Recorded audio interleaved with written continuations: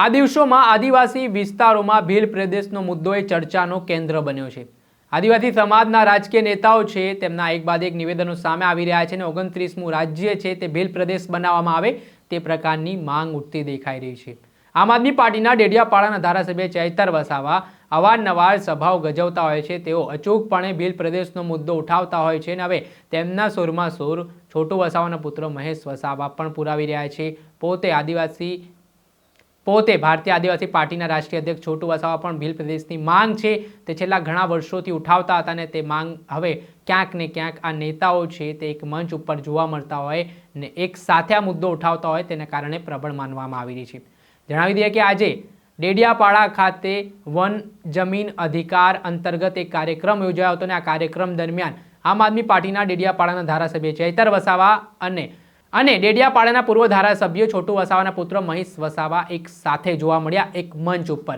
જેમાં ચૈતર વસાવાએ ભીલ પ્રદેશની માંગને લઈને લોકોને આગામી સમયમાં કઈ રીતે લડત ચલાવવાની છે, લોકોએ કઈ રીતે અલગ ભીલ પ્રદેશની માંગ કરવાની છે તેને લઈને વાત કરતા શું પ્રહાર કર્યા સરકાર ઉપર ને શું ચીમકી આપી તે સાંભળી લો। પણ આપણા નીતિ ઘડનારા લોકોનો ન હોવાના કારણે, મહત્વની ભૂમિકામાં આપણા લોકો ન હોવાના કારણે આજે આ પરિસ્થિતિ આપણી છે। ત્યારે અમે અગાઉ પણ કીધું છે ને આજે પણ કહીએ છીએ, જ્યાં સુધી આદિવાસીઓને પોતાનું સ્વતંત્ર શાસન નહીં મળે, સ્વાયત્ત રાજ નહીં મળે, ત્યાં સુધી આપણે આવી જ રીતના લડવું પડશે, સંઘર્ષ કરવું પડશે, ચાલવાનું છે। ત્યારે સાથીઓ અમે અગાઉ પણ કીધું છે ને અમે પૂરા ગુજરાત, રાજસ્થાન, મહારાષ્ટ્ર અને મધ્યપ્રદેશમાં પણ જઈએ છીએ।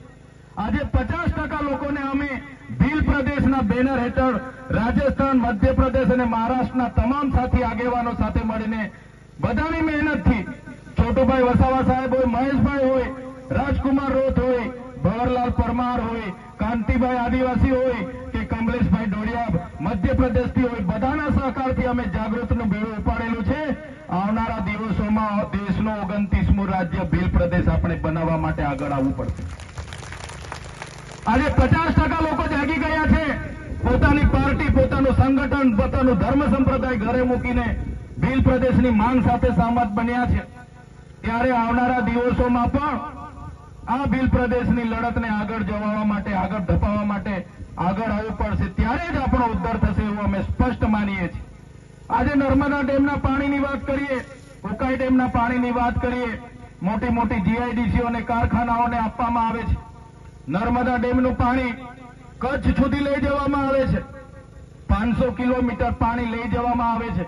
અમે કહીએ છીએ તમે 1000 કિલોમીટર લઈ જાઓ, અમને કોઈ વાંધો નથી, પણ જે લોકોએ પોતાની જમીનો ગુમાવી છે, જે લોકોએ આખાને આખા ગામો વિસ્થાપિત કર્યા છે, એ લોકોને આજે પણ જે વચનો આપ્યા હતા એક જણને નોકરીના, જમીન સામે જમીનના, સિંચાઈના, વીજળીના, એ નથી આપ્યા। ત્યારે આવનારા દિવસોમાં જો સરકારો આદિવાસીઓ માટે નહીં વિચારશે તો આવનારા દિવસોમાં નર્મદા કેનાલ બંધ કરવા માટેનું પણ અમે આહવાન કરીશું અને નર્મદા કેનાલ પણ અમે બંધ કરાવી દઈશું। સાથીઓ, આજની આ લોક સંઘર્ષ મોરચાની આજની મિટિંગમાં જે પણ આપણા પ્રશ્નો ઉપસ્થિત થયા છે એમાં આપણે ઉમરપાડાના તમામ ખેડૂતોને પણ સાથે રાખીશું। જે પણ મજૂરોને લઈને આવે છે એ પણ આપણા સમાજના છે, એમને પણ સમજાવીશું અને એકવાર ફોરેસ્ટવાળાને અને સરકાર સુધી પણ આપણે રજૂઆત કરીશું। પછી પણ નહીં માનશે તો અમે પણ તમારી સાથે આવીને તમારા વિસ્તારમાં ઉભા રહીશું। એ લડતને ક્યારે આપણે પાછી પાણી નહીં કરીએ। આપણી જમીન છે એ જમીનને આપણે બચાવીશું।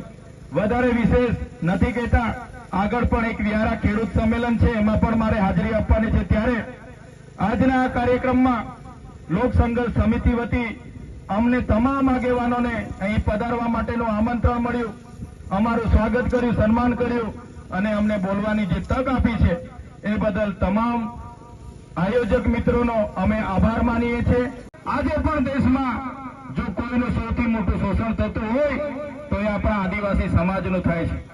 દેશ આઝાદ થઈ ગયો પણ આજે પણ આદિવાસી સમાજ ગુલામીનું મહેસૂસ કરી રહ્યો છે। આજે પણ મનુવાદી શાસન ચાલે છે, સામંતશાહી શાસન ચાલે છે। આજે પણ આદિવાસી સમાજ પોતાની પ્રકૃતિ, પોતાની સંસ્કૃતિ, પોતાના સમાજ સાથે છીનબીન થઈ ગયો છે। આજે દેશમાં ડેમના નામે, આજે દેશમાં જીએમડીસી, જીઆઈડીસીના નામે ખાણોની ખોદાણના નામે, રોડના નામે, મોટા પ્રોજેક્ટોના નામે, રહેણોના નામે, કોરિડોરોના નામે સૌથી વધારે જો કોઈને વિસ્થાપિત કરવામાં આવ્યા હોય તો એ આજે આદિવાસીઓને કરવામાં આવ્યા છે. આજે દુઃખ સાથે કહેવું પડે છે, આજે દેશમાં 1,40,00,000 આદિવાસીઓ બેહાલ છે, બેઘર છે, બેબસ છે, જેમને વિસ્થાપિત કરી દેવામાં આવ્યા છે. પણ આજ દિન સુધી એ લોકોને આ એમનું વળતર, એમની જમીન સામેની જમીન કોઈ પણ પ્રકારની સરકારોએ સુવિધા નથી આપી. ત્યારે સાથીઓ, આજે આપણે વન અધિકાર અધિનિયમની વાત કરીએ છીએ. વન અધિકાર અધિનિયમ 2006માં બન્યો. એના પહેલા પણ 1980માં વન અધિકાર કાનૂન બન્યો હતો. ત્યારે પણ આ લોકોએ આપણા લોકોને જે જંગલની જમીન ખેડતા હતા એમને અધિકારના દાવાઓ નહોતા આપ્યા. આદિવાસી જંગલ ખાતું કહેવા માંગતું હોય કે આ જમીનો અમારી છે, ત્યારે હું આજના મંચ પરથી કહેવા માંગુ છું જંગલ ખાતાને પણ, તમારું જંગલ ખાતું તો 1927માં બન્યું છે. અમારા લોકો હજારો વર્ષથી અહીંયા રહે છે અને જે દિવસે અમારા લોકોને હેરાન કરશો તે દિવસે આદિવાસી વિસ્તારોમાંથી તમારા જંગલ ખાતાને પણ દૂર કરતા અમને વાર નહીં લાગે. તમારા જંગલ ખાતાને પણ આદિવાસી વિસ્તારોમાંથી અમે હટાવી દઈશું, ઘૂસવા નહીં દઈએ. અનુસૂચિત વિસ્તાર છે અમારો, અહીં પૈસા એક્ટ લાગુ છે. અનુસૂચિત વિસ્તાર હોવાના નાતે બંધારણની 244(1) ના આર્ટિકલ પ્રમાણે, 13 ની કલમ પ્રમાણે આ વિસ્તારમાં કોઈ સરકારની, કોઈ જંગલ ખાતાની કે કોઈની જમીન નથી. આ વિસ્તારમાં જો કોઈની જમીન હોય એ તમામ જમીનો અમારા આદિવાસીઓની છે, આદિવાસીઓ સાચવેલી. આજે જંગલો દેખાય છે એ કોઈ જંગલો જંગલ ખાતાએ નથી બનાવ્યા. આ તમામ જંગલો કુદરતી રીતે બનેલા છે. અમારા આદિવાસીઓ પેડને પણ પૂજે છે, નદીને પણ પૂજે છે, પહાડને પણ પૂજે છે, જીવજંતુને પણ પૂજે છે, સાપને પણ પૂજે છે, વાઘને પણ પૂજે છે. આ પ્રકૃતિનું ના જંગલોનું કોઈ સાચવવા હોય તો એ અમારો આદિવાસી સમાજે સાચવવા છે, નહીં કે કોઈ જંગલ ખાતાએ.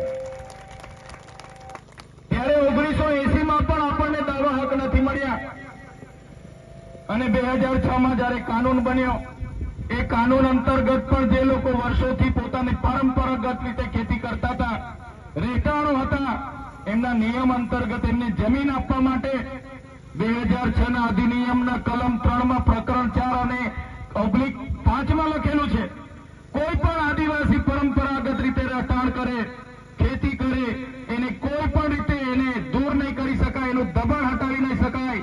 એની માન્યતા જ્યારે પણ એની ખરાઈ કરવાની થાય, એની ખરાઈ કર્યા સિવાય ક્યારે પણ આદિવાસીને કનગડત નહીં કરી શકાય. એ સુપ્રીમ કોર્ટનું જજમેન્ટ છે, છતાં આ જંગલ ખાતાવાળા હેરાન કરે. સાથીઓ, આપણે તૈયાર થવું પડશે કાયદાકીય રીતે પણ. અહીંયા ઘણા એડવોકેટ મિત્રો પણ હશે. જો સુપ્રીમ કોર્ટ આવું કહેતી હોય અને આ ફોરેસ્ટ વાળા એમની મનમાની કરતા હોય તો કોર્ટ ઓફ કન્ડેમ કરવા માટે પણ આપણે તૈયાર રહેવું પડશે. એ લોકોને કોર્ટમાં લઈ જવા માટે પણ તૈયાર રહેવું પડશે. આ વિસ્તારમાં 1968માં જયારે ઉકાઈ બાંધવામાં આવ્યો, ઉકાઈ ડેમ બાંધવામાં આવ્યો, ત્યારે આ જ ગામોને વિસ્થાપિત કરીને આ વિસ્તારોમાં મૂકવામાં આવ્યા છે. આજ દિન સુધી જમીન સામેની જમીન નથી મળી. એક વ્યક્તિને સરકારી નોકરી આપવાની વાત હતી, મફત વીજળી આપવાની વાત હતી, મફત સિંચાઈનું પાણી આપવાની વાત હતી, છતાં પણ આજે આપણને મળ્યું નથી.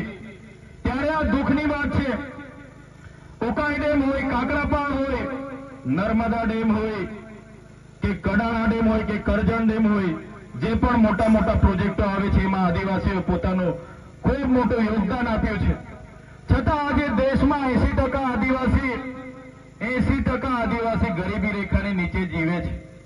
કહેવાય છે કે ખનિજ સંપદા પૂરા દેશમાં 85% આદિવાસી વિસ્તારોમાં છે. આદિવાસી વિસ્તારોમાં આટલું મોટા પ્રમાણમાં ખનિજો હોવા છતાં આ પરિસ્થિતિ આપણી પેદા થઈ છે. ત્યારે સાથીઓ, આજના આ મંચ પરથી કહેવા માંગીએ છીએ. આપણે સાંભળ્યા હતા આમ આદમી પાર્ટીના ડેડિયાપાડાના ધારાસભ્ય ચૈતર વસાવા. તેમણે આ મામલે મહેશ વસાવા હોય, છોટુ વસાવા હોય, રાજકુમાર રોથ હોય, તેમજ જે આદિવાસી દિગ્ગજ નેતાઓ છે જે અલગ અલગ રાજ્યમાં છે અને જે આદિવાસી સમાજ માટે લડત ચલાવી રહ્યા છે, તેઓ આગામી દિવસોમાં તમામ પાર્ટીઓ, સંગઠનો એક બાજુ મૂકીને સમાજ માટે એક થશે અને ભીલ પ્રદેશની માંગ લઈને તેઓ લડવા જઈ રહ્યા છે. તે પ્રકારની વાત તેમના દ્વારા કરવામાં આવી રહી છે અને મૂળ હેતુ ભીલ પ્રદેશ બનાવવાનું એવું કહેવાય છે. આદિવાસી નેતાઓના આરોપ છે કે આજની વર્તમાન સરકારમાં આદિવાસીઓનો વિકાસ નથી થઈ રહ્યો. આજે પણ આદિવાસી સમાજનું શોષણ થઈ રહ્યું છે. જમીન છે, સંપત્તિ છે, તમામ વસ્તુ હોવા છતાં પણ આજે આદિવાસી સમાજને મજૂરોની જેમ રહેવું પડે તેવી સ્થિતિનું નિર્માણ થયું છે. આજે પીવાનું પાણી નથી મળતું, સારું શિક્ષણ નથી મળતું, તેવા અલગ અલગ મુદ્દાઓને લઈને આ રાજકીય નેતાઓ છે તેઓ દ્વારા કહેવામાં આવી રહ્યું છે કે તેઓ એક અલગ ભીલ પ્રદેશ બનાવશે કે જ્યાં આદિવાસી સમાજનો વિકાસ થઈ શકે. દર્શક મિત્રો, એન કવરેજ ન્યૂઝને આપ લાઇક કરી લો, સબસ્ક્રાઇબ કરી લો અને શેર કરવાનું ભૂલતા નહીં.